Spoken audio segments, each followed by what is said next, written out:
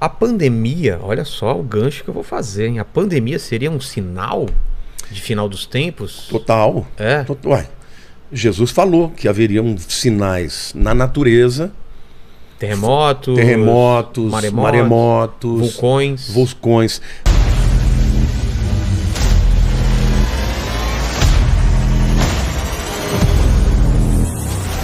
Os homens ficariam perplexos com o bramido do mar e com as ondas. Como é que fala dos homens, sabe? Falando das nações. No grego é etnos, de etnia. Não está falando de judeus. Tá falando o mundo. O mundo, das nações. Como é que você, num tempo em que não tinha televisão, que não tinha nada, você fica admirado com uma tsunami que acontece a 50 quilômetros de você? Aquela época não saberia, simplesmente. Não, teria que ser num tempo em que tudo pudesse ser visto. Inclusive tem um texto em Apocalipse, quando morrem duas testemunhas, a Bíblia diz que o mundo vai ficar feliz, trocar presentes por causa dos dois corpos que foram colocados em praça pública. O quê? Então isso não faz sentido que fosse naquele tempo. Teria que ser num tempo em que o mundo pudesse ver. Não é? Então eu creio que isso vai acontecer, inclusive lá no Muro das Lamentações, né? Mas o mundo inteiro vai ver pela internet. Mas isso te dá medo, te dá esperança, porque o que a gente, pelo menos as minhas interpretações das revelações, são coisas trágicas, são coisas pesadas, né? É porque eu creio, em primeiro lugar, você acha que vai ser arrebatada a igreja antes? A igreja vai ser arrebatada antes. Então, vamos colocar esse contexto. Eu não sei como você gostaria de... Posso chamar de você? Claro. Não sei como você gostaria de colocar isso, se dá um contexto do que é o livro do Apocalipse e depois a gente entrar um pouco mais profundo. Olha, muita gente confunde. Eu primeiro queria dizer o seguinte: você não faz uma interpretação teológica ou hermenêutica baseada numa lógica humana. Lógica humana é o quê? Por exemplo, algumas pessoas falam para mim, mas os apóstolos sofreram. Por que a igreja agora não vai ser? Isso é uma lógica humana. É um raciocínio. Minha cabeça... Não faz sentido eles terem sofrido e a gente não. Entendi. Você não pode falar isso com o texto bíblico. Você tem que ir para o texto bíblico e ver o que o texto fala. Então, quando você fala da grande tribulação, esse termo que fala de, você já sabe que são 7 anos. Da onde vem isso? Isso vem do livro de Daniel, capítulo 9, de 24 a 27. Quando Daniel está no final do período da Babilônia, que eles ficaram 70 anos lá, exilados, e Daniel, sabendo pelas profecias e a profecia de Jeremias que o exílio babilônico demoraria 70 anos, Daniel foi para lá com 19 anos de idade, era um menino, ele passou por 3 reis. E agora ele está lá com 89 anos, terminando 70 anos, ele faz um jejum de 21 dias. Para saber como é que ia ser a saída do povo de lá. Que ele falou, Deus falou, o exílio vai acabar. Enquanto ele está orando, demora 21 dias e de repente aparece o anjo Gabriel. E o anjo Gabriel, ao invés de responder para ele só sobre a saída e a volta para Jerusalém, para a terra de Israel, ele conta toda a história da humanidade até o final dos tempos. Por que será que ele fez isso? Por quê? Porque o Daniel foi um profeta do fim. Entendeu? Ele é o primeiro profeta apocalíptico. Eu até vou fazer uma série de estudos de Daniel com paralelo em Apocalipse. Tem muitas coisas em comum. E dentre estas, ele começa a falar da saída da ordem, porque Ciro, né, o persa, o que ele fez para dominar a Babilônia? Os camaradas estavam uma semana enchendo a cara num banquete. O rio Eufrates tinha um braço que passava debaixo da Babilônia. A Babilônia era inexpugnável. Ela tinha 2 muralhas. A muralha exterior tinha mais ou menos uns 30 metros de altura. Era impossível. Prédio de 10 andares. E tinha a largura de mais ou menos 8 a 10 metros de largura. Nossa! Eles faziam corrida de biga lá em cima. Depois disso tinha um fosso, vinha uma segunda muralha também poderosa. Seja, era inexpugnável. Intransponível. O que eles fizeram? Eles desviaram o curso do rio. Aí ficou o vão. Aí eles entraram. Pelo onde era o rio. E os camaradas estavam todos enchendo a cara, eles dominaram num dia. Quando eles chegaram, a Bíblia conta que Belsazar, né, que era o rei na época, estava lá usando os cálices do templo e enchendo a cara e coisa e tal, e ele viu na parede escrita Mene, Mene, Tekel, Parsim. E ele ficou maluco, chamou os sábios, falou: o que está escrito aí? Ninguém sabia, ele chama Daniel. E Daniel traduz aquilo. Pesado foste na balança e foste achado em falta. Hoje o teu reino será tirado das suas mãos. Pesado foste Na balança e foste achado em falta.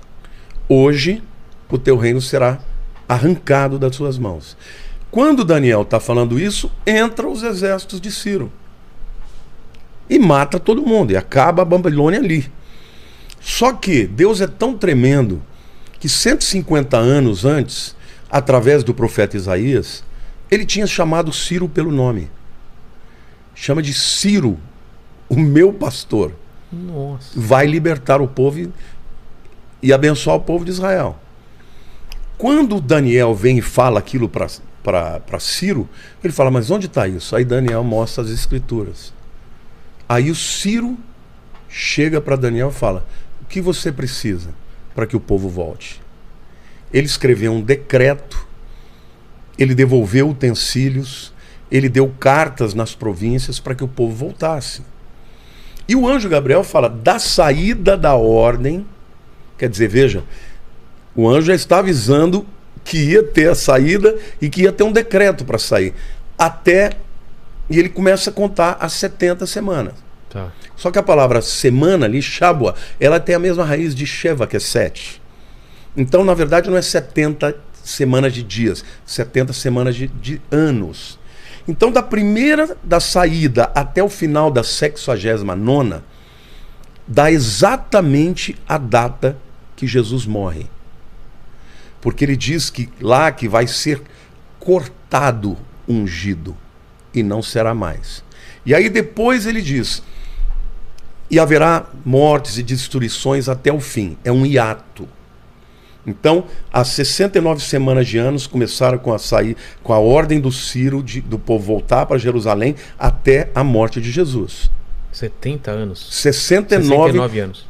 Semanas de anos, 69 vezes 7, dá 483 anos. Ah, tá. Você faz as contas, você sabe o dia. Eu tenho no meu canal do YouTube um estudo que você mostra o dia em que Jesus vai morrer, né? Então, Vilela, aí vem o hiato, que é o período da igreja. Mas vamos pensar assim, então. Deixa eu os anjos, eles têm ciência dos tempos futuros? Não, no caso, aquele anjo Gabriel é o anjo mensageiro. Isso. Foi ele que entregou a mensagem para Maria, que ela seria mãe de Jesus. Ele é um mensageiro por excelência. Mas o anjo, ele não sabe. Ele não sabe, ele sabe do que Deus mostra para ele. Entendi. Então ele veio com aquele conhecimento. Tá. E aí, o que ele diz?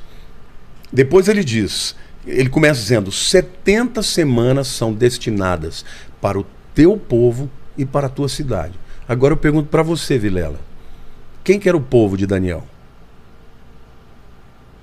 O povo judeu. É. E a tua santa cidade? Que cidade é essa?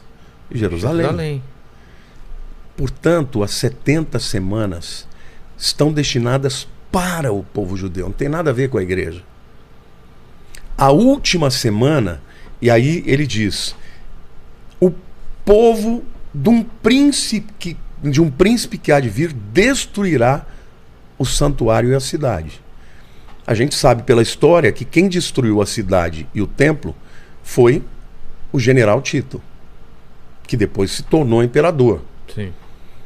Então a gente sabe que o anticristo, ele é descendente deste império romano que destruiu o templo e a cidade. Porque ele diz: o povo do príncipe que há de vir fará uma firme aliança por uma semana. É a última semana de anos. Então daí vem o entendimento da grande tribulação. A grande tribulação é a 70ª semana de Daniel, que o anjo Gabriel contou para ele. Mas isso não está localizado ainda em tempos como... Você não, fez o cálculo... O 69 já está. Então, esse está. Agora, quando começa a 70ª? Então, no dia da assinatura do acordo de paz. E esse acordo de paz, já vários começaram a fazer conversações. Mas Você sabia, vai por ter que ter exemplo... uma guerra para ter um acordo de paz? Não, as guerras aconteceram nesses 2000 anos. Primeira Guerra, Segunda Guerra, Tudo isso. conflitos. E Jesus falou disso. Quando vídeos falar de guerras, rumores de guerra, ainda não é o fim. O que inicia a última semana, que é a grande É tribulação, uma paz. é um acordo de paz. E quando muita gente me pergunta, quem é o anticristo? Olha quem está propondo acordo. De paz. Porque vai haver uma dupla ali. É o anticristo e o falso profeta. Anticristo e falso profeta. O falso profeta aparece antes? Não, o falso profeta vai ser um líder religioso mundial. Tá. Que vai ter um discurso de unidade entre as religiões. Um discurso bom. Bom, vamos fazer paz e vamos juntar. Tá. Você sabe que em Dubai estão fazendo um lugar onde vai ter uma mesquita, uma igreja cristã e uma... É? Existe o chamado Crislã, que é o cristianismo e o Islã juntos e mais o judaísmo. Tá. Esse acordo de paz é que vai ser proposto pelo anticristo. Porque ele vem num primeiro momento como um homem de paz. Um unificador, pacificador. Só que ele não é um líder religioso, ele é um líder político. Ah, é? É. Na minha opinião, ele é um cara que vai ser, não pode ser levantado um cara, pela ONU. Pensando nos dias de hoje, um cara de uma grande mega corporação. Pode ser. Pode ser um poder econômico muito grande. Total. Tem alguns aí que tem pensando muita alguns, possibilidade de ser. Mas ele certamente não será um religioso. O religioso vai ser o falso profeta. O falso profeta, porque ele é um profeta. Ele é alguém que vem, inclusive ele é visto como com 2 chifres, né, como um cordeiro. Então ele vai ter aparência de cordeiro, de bom, mas na verdade ele vai ser aquele que vai apontar para o anticristo e dizer, ele é o Messias. E ele sabe do que ele está fazendo? Sabe, total. Agora, essa semana última, a grande tribulação, ela começa com paz. Tá. Na hora que eles fazem... Mas não tem também, desculpa interromper, não tem também o Templo de Salomão? Sim, então eu vou chegar lá. É depois? Tá, então começa com a paz. Então, começa com a paz, e um dos aspectos que serão assinados no acordo é que Israel vai poder reconstruir o templo lá no Monte Moriá. Entendeu? Por quê? Qual que vai ser o argumento? O judeu adora na sexta, né? O Shabat começa na sexta. Não, desculpe, o muçulmano. É durante a sexta. O Shabat do judeu começa na sexta, depois das 18 horas, e vai até o sábado. O Shabat é do judeu. E domingo da igreja. Certo. Então, o templo vai ser reconstruído. E o que o povo palestino, os muçulmanos vão ter em troca? Por exemplo, a Palestina vai ser reconstruída, eles vão derrubar os muros, vão fazer estradas. Vai ser uma paz que o mundo vai aplaudir, vai falar, acabou essa guerra. Só que a Bíblia diz que na metade dos 7 anos ele vai quebrar o acordo. E lá no livro de Tessalonicenses, capítulo 2, a Bíblia diz que ele vai entrar nos santos dos santos, ostentando-se como se fosse Deus. Ora, para ele entrar nos santos dos santos, o templo de Salomão tem que ter sido reconstruído. Então, por isso... Onde seria esse templo? Não é no Monte Moriá. Mas não é onde estão escombros e em cima tem uma mesquita? Você já viu aquela foto clássica de Jerusalém, que de um lado você tem uma cúpula de dourada, que é de ouro? Sei. Então, aquele é o domo da rocha. Dentro daquela cúpula tem a pedra que os judeus acreditam que Abraão apresentou Isaac. E os muçulmanos acreditam que Ibrahim apresentou Ismael. Aquela pedra lá, aquela cúpula é chamada de cúpula dourada, né? Ou domo da rocha. Do outro lado tem uma mesquita que chama Al-Aqsa, que é aquela que tem uma cúpula cinza escuro. O templo, ele vai ficar entre as duas coisas, não vai ter que derrubar nada. Não vai ter que derrubar nada. Não. Tá. Por que eu afirmo isso? Porque existe uma porta em Jerusalém, chamada de Porta Dourada, ou Porta Formosa, que ela está fechada. Ela está fechada, e no tempo de Jesus, aquela era a porta pela qual entrava o sumo sacerdote nos Santos dos Santos uma vez por ano, que era no Yom Kippur. Só aquele dia. Acontece que depois que os judeus foram expulsos e tudo, Um dia chegou, porque essa porta, Ezequiel, o profeta, diz que o Messias passou por ela, ela seria fechada e ninguém ia abrir, e quando o Messias voltasse, ela seria aberta de novo. Entendi. Acontece que Suleimão, magnífico, quando entrou e dominou Jerusalém, ele conhecia as profecias de que o Messias passaria por ali. O que ele não sabia é da profecia inteira. Ele não sabia que a porta tinha que ser fechada. Então o que ele fez? Ele plantou um cemitério muçulmano na frente dela e fechou a porta. Falou, o Messias jamais vai pisar numa terra de gente morta, porque para o judeu isso se torna contaminado. Então, sem querer, ele cumpriu a profecia. Porque ele fechou a porta. Ele fechou a porta. E ela vai ser aberta só quando Jesus voltar. Interessante que na Guerra dos 6 Dias, em 1967, que aconteceu em junho, no início do ano, o rei Hussein da Jordânia estava dizendo o seguinte: eu vou abrir essa porta, vou fazer um complexo hoteleiro lá dentro para os adoradores de Alá quando vierem no Ramadã. Ele ia fazer isso. Por que ele não fez? Por quê? Porque estourou a Guerra dos 6 Dias e Israel tomou Jerusalém. Então, ou seja, Deus falou que ninguém vai abrir aquela porta antes que o Messias venha, não vai abrir.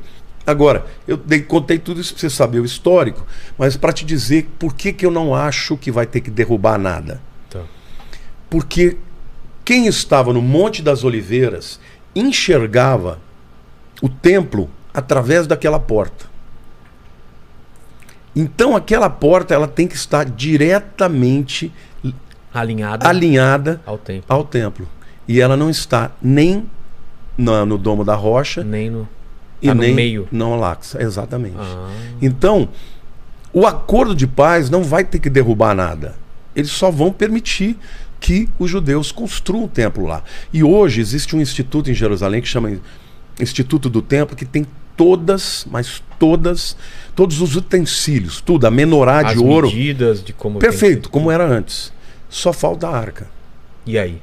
Onde está essa arca? A arca, alguns acreditam que vai ter que ser construída, alguns acreditam que está na Etiópia, que é aquele... Por quê? Porque a rainha de Sabá, que teve um caso de amor com Salomão, percebeu que ele estava se desviando da palavra, e realmente ele se desviou, né? Ele foi se envolver com deuses e com outras coisas, por causa das muitas mulheres, né? E então que ela teria levado embora a arca. E realmente existe um lugar lá na Etiópia que você tem homens que guardam aquele lugar de pai para filho e daí por diante. Mas tem uma outra possibilidade, até está no YouTube, depois se você quiser procurar. Há um grande arqueólogo adventista chamado Ron Wyatt. Esse camarada tem vídeos, ele fala que ele encontrou a Arca da Aliança. Ele estava fazendo uma escavação ali em Jerusalém, na área do Gólgota. O Gólgota é aquele lugar da caveira, né? Você já viu lá? Já foi em Jerusalém? Tem que ir, cara. Tenho que ir, já. Tem que ir. É demais. Quero muito ir para lá. Você chega lá, você fala, você sabe o que foi ali. Porque Gólgota significa lugar da caveira. Você chega lá, você vê a caveira. É impressionante. Aí, porque durante muitos anos os católicos acreditavam que o lugar onde Jesus tinha morrido ficava onde hoje é o Santo Sepulcro. Só que lá você não vê nada, não tem nada. Um dia tinha um inglês que estava hospedado no hotel em Jerusalém, que ficava na porta do muro. E ele, olhando pela janela, ele viu aquela caveira.